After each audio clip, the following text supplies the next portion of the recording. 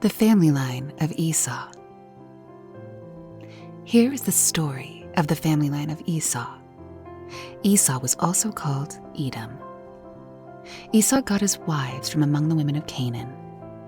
He married Adah, the daughter of Elon the Hittite. He also married Oholibamah, the daughter of Anah, and the granddaughter of Zibeon the Hivite. And he married Basmeth, the daughter of Ishmael, and the sister of Nebaioth. Adah had Eliphaz by Esau. Basmeth had Ruel. Oholibamah had Jeush, Jalam, and Korah.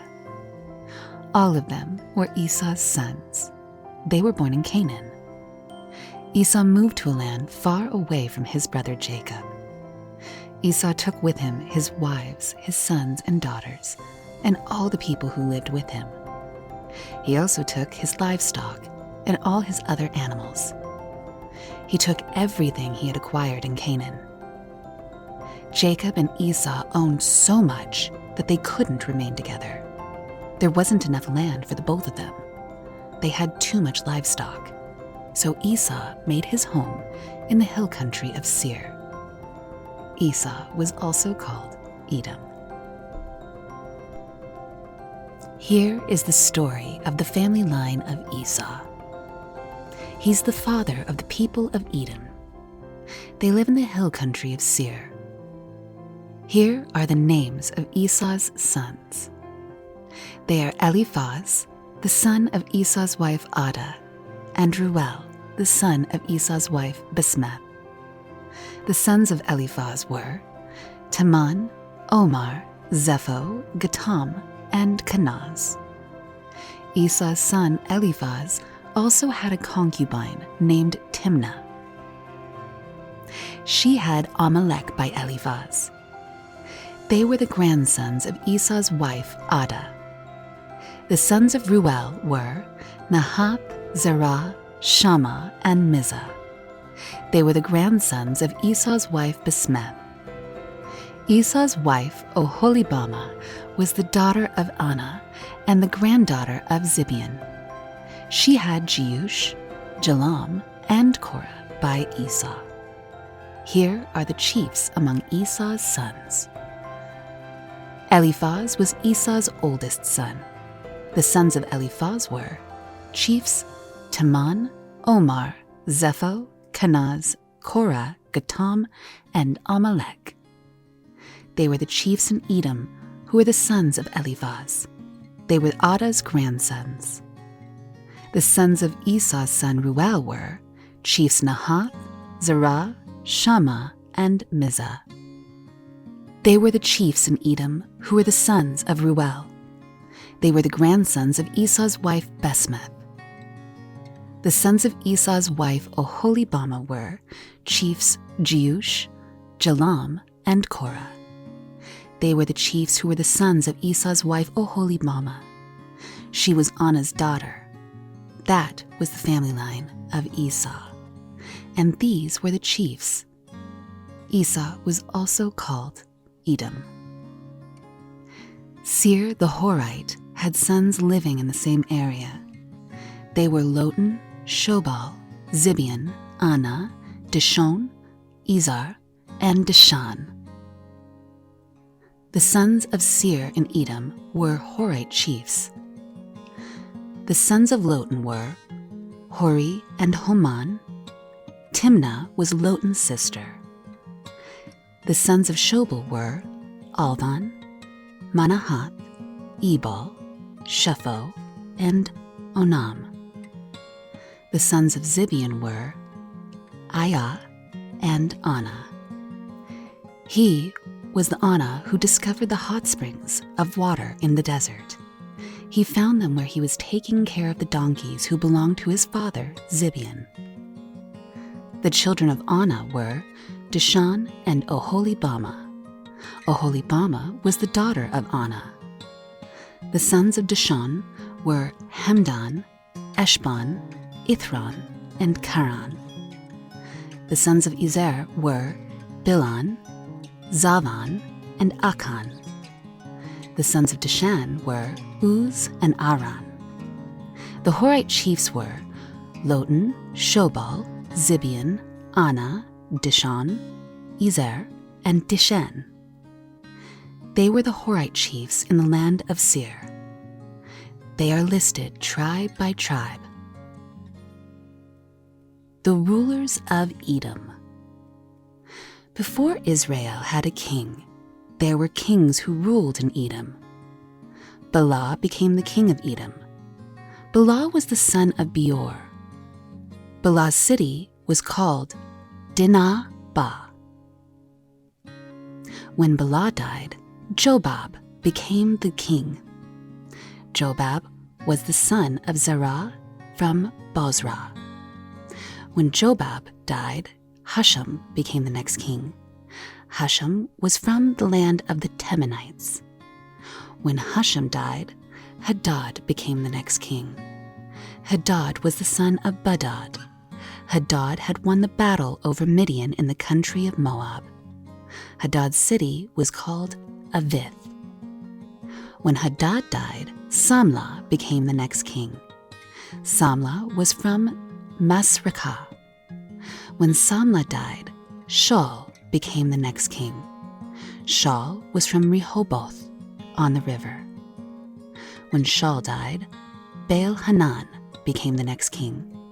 Baal-Hanan was the son of Achbor. When Baal-Hanan died, Hadad became the next king. Hadad's city was called Pau. His wife's name was Mehet-Tabal. She was Matred's daughter. Matred was the daughter of Me-Zahab. Here are the chiefs in the family line of Esau. They are listed by name as chiefs in charge of their tribes and territories. They are Timnah, Alva, Jetheth, Oholibama, Elah, Pinon, Kenaz, Teman, Mibzar, Magdiel, and Iram. They were the chiefs of Edom. They ruled over their settlements in the land where they lived. That's the end of the story of the family line of Esau. He was the father of the people of Edom. Joseph has two dreams. Jacob lived in the land of Canaan. It's the land where his father had stayed. Here is the story of the family line of Jacob. Joseph was a young man. He was 17 years old. He was taking care of the flocks with some of his brothers. They were the sons of Bilhah and the sons of Zilpah, the wives of his father Jacob. Joseph brought their father a bad report about his brothers. Israel loved Joseph more than any of his other sons. That's because Joseph had been born to him when he was old. Israel made him a beautiful robe. Joseph's brothers saw that their father loved him more than any of them. So they hated Joseph. They couldn't even speak one kind word to him. Joseph had a dream. When he told it to his brothers, they hated him even more. He said to them, "Listen to the dream I had. We were tying up bundles of grain out in the field. Suddenly, my bundle stood up straight. Your bundles gathered around my bundle and bowed down to it."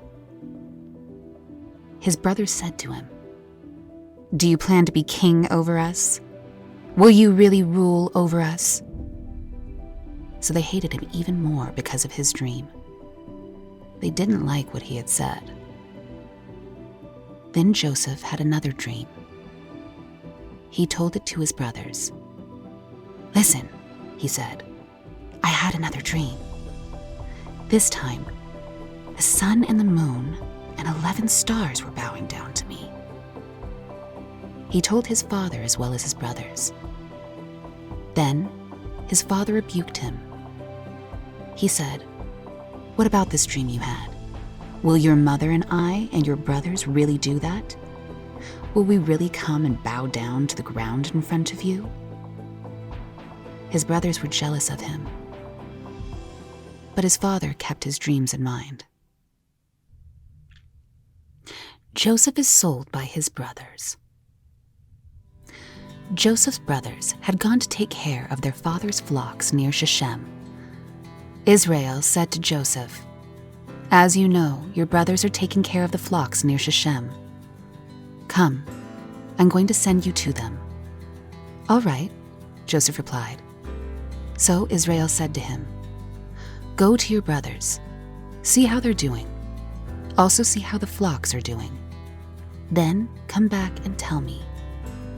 So he sent him away from the Hebron Valley. Joseph arrived in Shechem.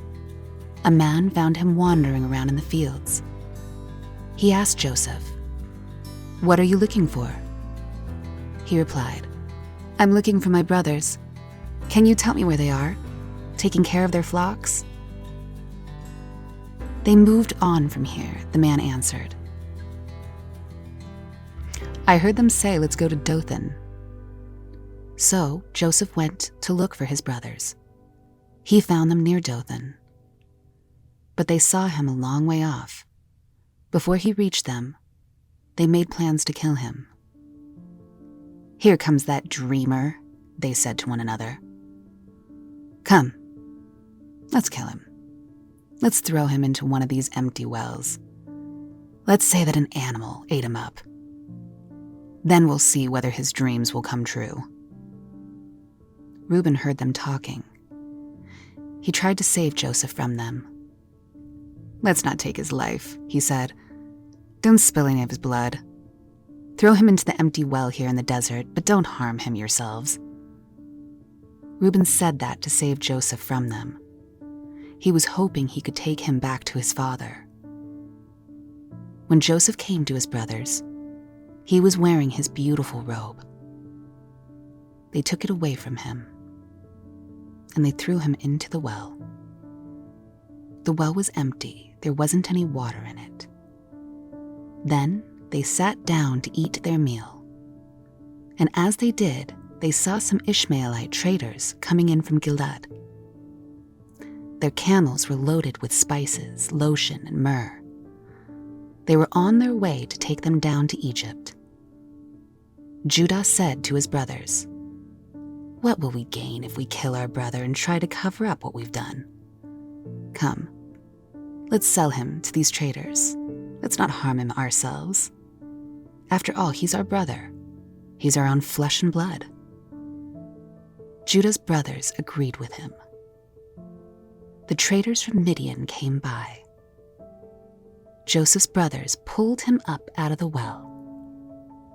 They sold him to the Ishmaelite traders for 8 ounces of silver. Then the traders took him to Egypt. Later, Reuben came back to the empty well. He saw that Joseph wasn't there. He was so upset that he tore his clothes. He went back to his brothers and said, "The boy isn't in there. Now what should I do?" Then they got Joseph's beautiful robe. They killed a goat and dipped the robe into the blood. They took the robe back to their father. They said, "We found this. Take a look at it. See if it's your son's robe." Jacob recognized it. He said, "It's my son's robe. A wild animal has eaten him up. Joseph must have been torn to pieces." Jacob tore his clothes. He put on the rough clothing people wear when they're sad. Then he mourned his son many days. All Jacob's other sons and daughters came to comfort him, but they weren't able to. He said, "I will continue to mourn until I go into the grave to be with my son." So Joseph's father mourned for him. But the traders from Midian sold Joseph to Potiphar in Egypt. Potiphar was one of Pharaoh's officials. He was the captain of the palace guard.